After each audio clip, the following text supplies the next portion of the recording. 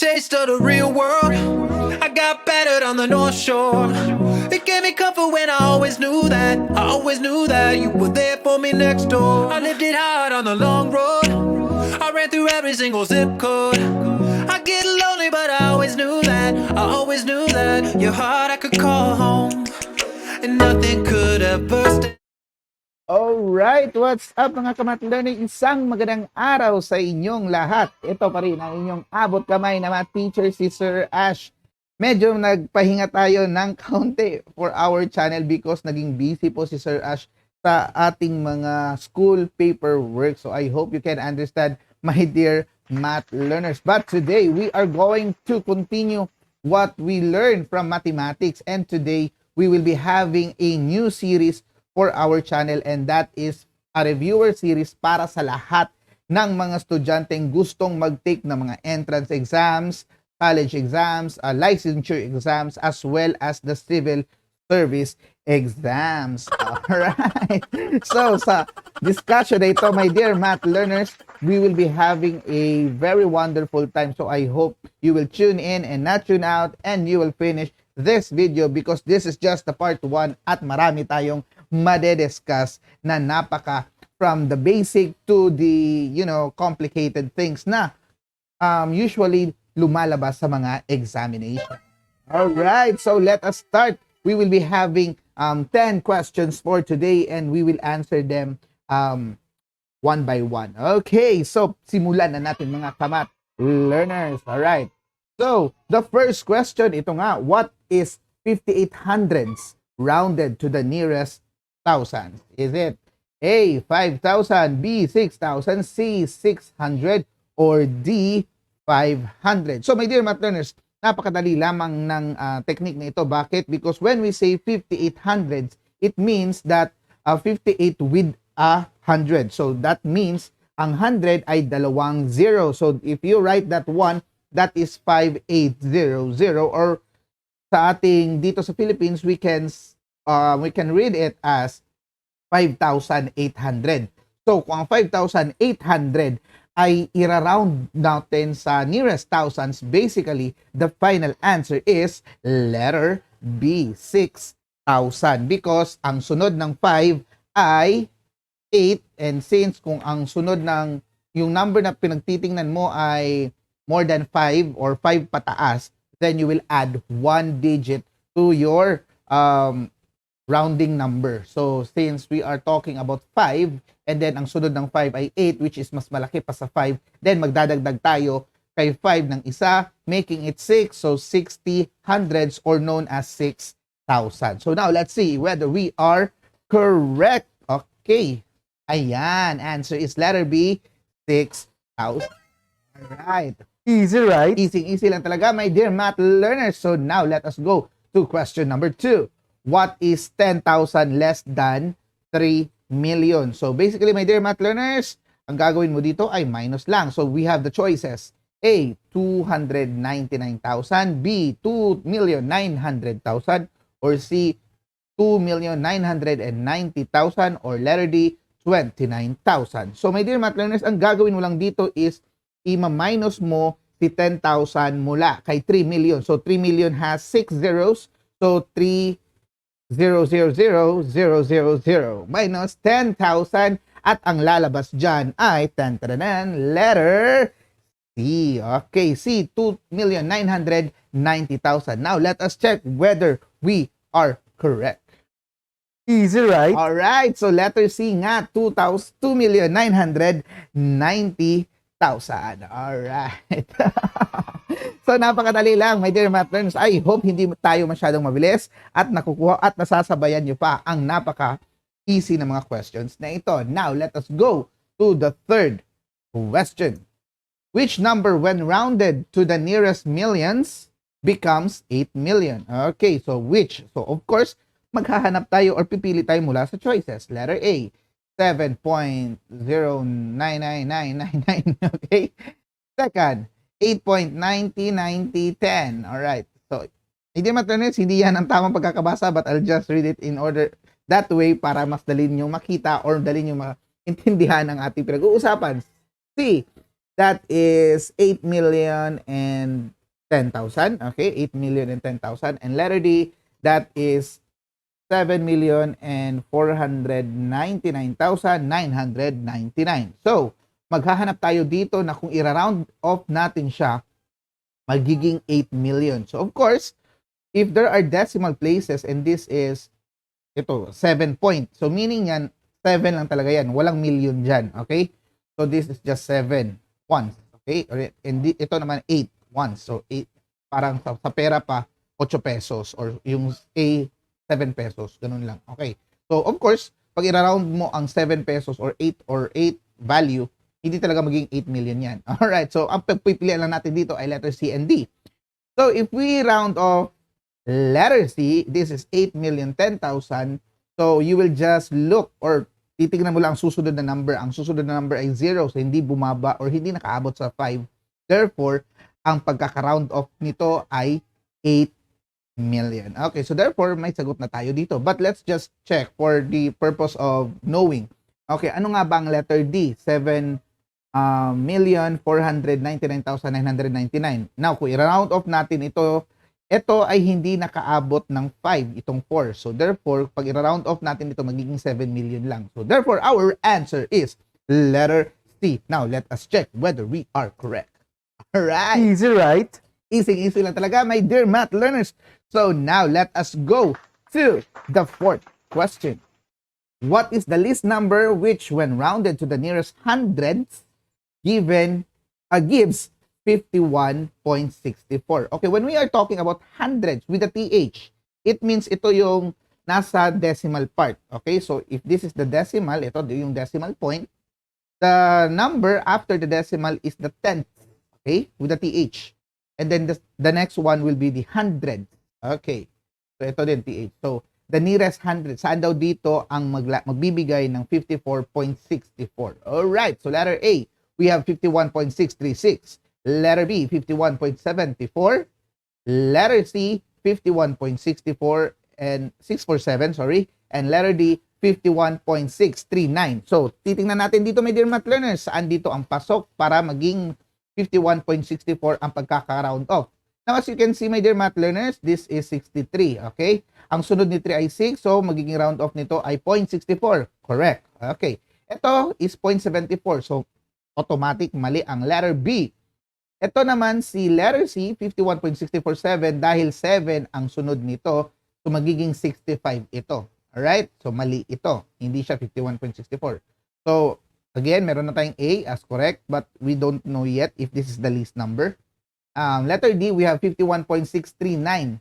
So, 3 ang sunod ay 9, so magiging 64 din to. So, basically, my dear math learners, etong si A, pag i-round off natin to the nearest hundreds, ay magbibigay ng 51.64. Ito naman si D, pag i-round off natin, magbibigay din ng 51.64. But the question itself is, what is the least number? So, saan ang mas maliit sa dalawa? Alright. So, letter A. Okay. So, A ang magiging sagot natin. Now, let us check whether that is correct. Oo nga. And that is the correct answer. Easy, right? Alright. So, napakadali lang talaga, my dear math learners. So, now, let us go to the next problem. What number subtracted from 45, okay, 0.045, so that the difference is equal to the sum of 2.73 and 8.0361. So, what number subtracted from? So, ano do yung number na ima-minus mo mula kay 45? Ang lalabas daw ay equal sa kabuuan ng 2.73 and 8.0163. Okay, so, we have here A, 41.9639. B, we have 47.28. We have C, 11.64. And we have D, 34.2. 339. Okay, so paano ito, my dear math learners? So, mas maganda kung makikita ninyo ang ating whiteboard. Okay, let's try to show our whiteboard. Ayan. Ayan, I hope makikita nyo ito. Okay, so, sabi dito is that we will start with 45 minus that number. Okay, so I hope makita ito. Ayan. Okay. 45 minus that number, hindi natin alam. Equal daw siya sa kabuuan ng 2.73 at Ano nga yung number na yung isa? 8.0361. Okay. 8.0361. Okay. So, my dear math learners, ang gagawin mo dito ay napakadali lamang. So, i-add mo muna ito. Okay. So, that will give you, that will be, bring down 61. Okay. Then, 3 plus 3. Kasi itong 61, mayroon yung 0, 0 dito. Okay. So, bring down lang tayo. Yung 3, ka-add niya ay 3 din. So, that will give us 6. The 7 added to 0. So, that will give us 7. And then, the decimal point. Then, 2 plus 8, that is 10. Okay. And ito naman is 45 minus x. Or 45 minus yung unknown number. So, my dear math learners, ang gagawin lang dito is very simple. So, ang 45, ima-minus mo lang sa 10.7661. Okay? So, pag ima-minus mo yan, of course, ang lalabas is 34 point something. Okay? Because 45, a whole number, minus 10, the answer is 35. And since meron pa itong change, ito yung mga technique na sinasabi ko, my dear math learners, na there are times na pwede mong, lalong-lalo na pag meron ka mga choices, you don't need to solve yung ano talaga. Pag meron mo nang nakita yung parang malapit na sa sagot, I think that will already be your clue to get to the correct answer. Okay. So, 45 minus 10, that is already 35. But since meron pa itong change, so that change minus this 0.7661, so this will become 34 point something. Okay. Alright. 34 point something. Ayan. So, yun ang magiging labas natin, my dear math learners. So, now, let us check whether correct nga ba tayo na ang sagot dito ay letter D. Okay. Alright. So, correct nga tayo, my dear math learners. We have the correct answer and that is letter right? D. Yeah, easy lang talaga, my dear math learners. Alright. So, I hope nakuha nyo yun. Now, let us go to the next question. Okay. What is the result when 3.07 is added to itself 12 times? Of course, napakadali lang dito. My dear math learners, ang gagawin mo lang is 3.07 times 12. So, ano nga ba ang mga choices? A, 15.07, B, 33.11, C, 36.84, and D, 29.14. So, my dear math learners, turuan ko kayo ng mga techniques, lalong-lalo na kapag nagtitake kayo ng exam at alam natin meron niyang time limit, right? So, technique dito ganito. So, 12 times 3, yung mga whole numbers muna i-try nyo. 12 times 3, ano ba ang 12 times 3? 36. So, therefore, ito na agad ang sagot, letter C. Of course, kasi, kung 12 times 7, the answer for that is 0.84. Okay? Or 0.07 times 12 is 0.84. So, let us try whether we are correct. Alright! So, correct na correct tayo, my dear math learners. Now, let us go to the next slide. The result when the cube of 5.1 is increased by 0.032 is it A, 131.11, C, 132.11, C, 132.683, or letter D, 132.777. So, my dear math learners, ang gagawin natin dito, since kung titingnan natin ang mga choices, medyo malapit lang sila with each other. So, technique here is, basically, we need to do this gradually. So, ano bang meaning ng cube? Ang ibig sabihin ng cube is i-multiply mo sa kanyang sarili ng 3 beses. Okay, 5.1 times 5.1 times 5.1. So, 5 times 5, 25, 25 times 5, that is 125. Okay. So, 0.1. So, i-multiply mo ang 0.1 ng 3 beses din sa sarili niya. Alright? So, basically, my dear math learners, that is 5.1 times 5.1 times 5.1. If you are allowed to use calculator in your examination, that is good. But if not, well, what you can do is like this, okay? Okay, ganito lang yan, my dear math learners, sa pag-multiply. So, you have 5.1 times 5.1. So, magiging 51 ito, kasi 1 times 1 and 1 times 5. And then 5 times 1, that is 5. 5 times 5, that is 25. So, 1, 10, carry 1, 6, 26. 26.01. And then, if we multiply 26.01 by 5.1, the answer is 1062. So, 5 times 0 is 0. 5 times 6 is 30. Alright? So, 5 times 2 is 10 plus 3. Okay? So, that will give us 13. And if we add that 1, 32, All right. And then 3 decimal places. So we have here 132.651.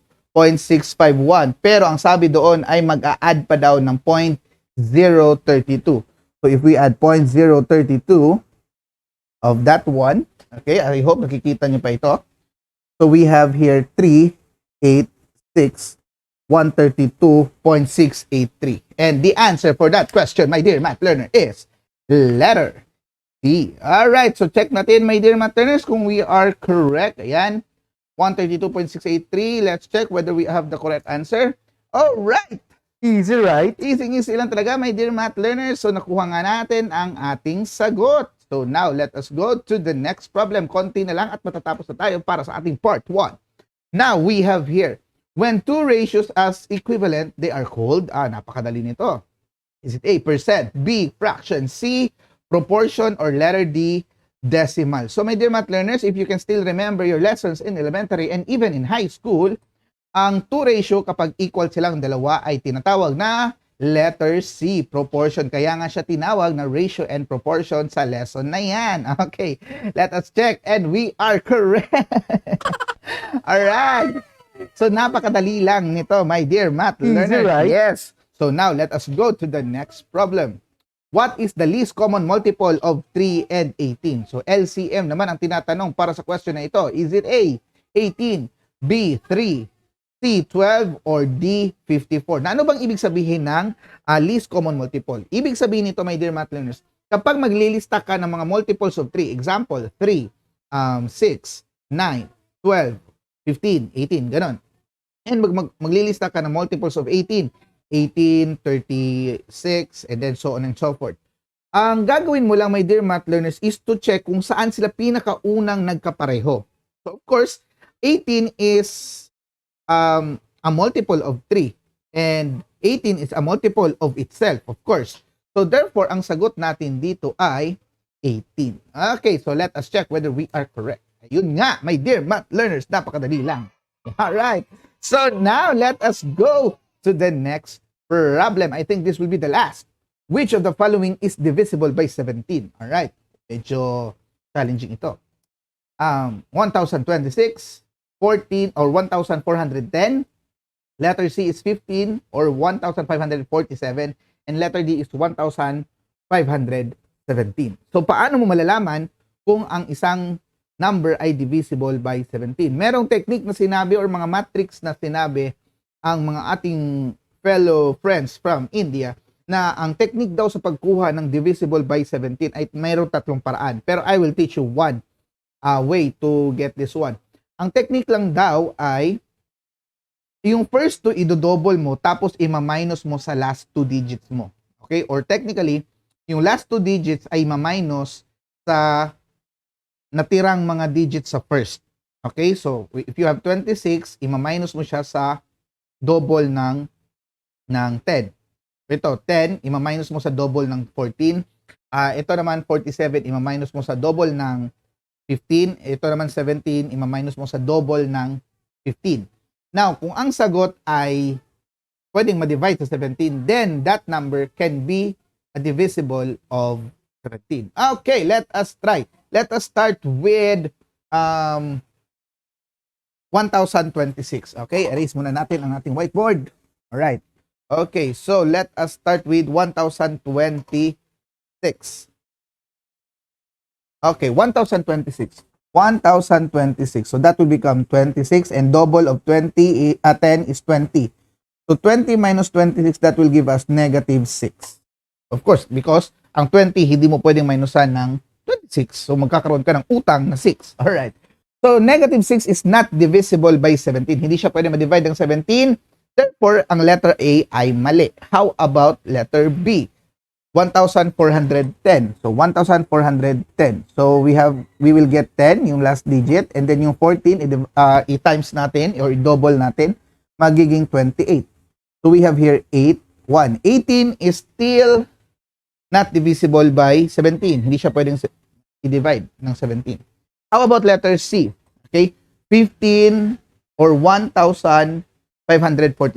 Okay, makita niyo pa ba dito? Okay, dito, right? Okay. So, let's say 15,000. 1500, 1547, ganun na lang. Okay.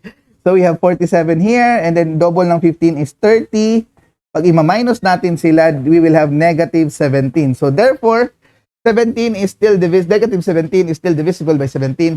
Therefore, this is correct, letter C. But for the sake of checking, let us also try 1,517. So 1,517. So we put 17 here, yung double ng 15 ay 30. Pag ima-minus natin sila, ang lalabas ay 13, and 13 is not divisible by 17. So therefore, yung sagot natin ay letter C. At titingnan natin kung tama ba tayo. Alright, so tamang-tama nga talaga tayo, my dear Easy, math right? learners. Okay.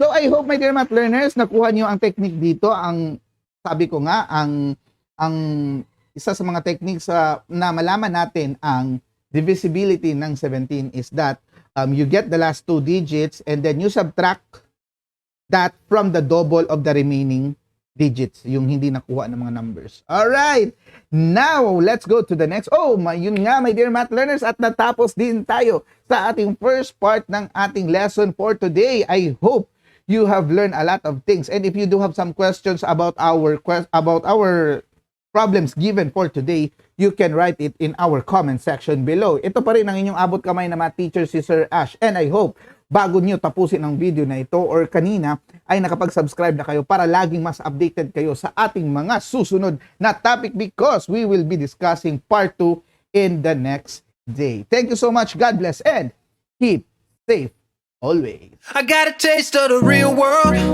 I got battered on the North Shore. It gave me comfort when I always knew that. I always knew that you were there for me next door. I lived it hard on the long road. I ran through every single zip code.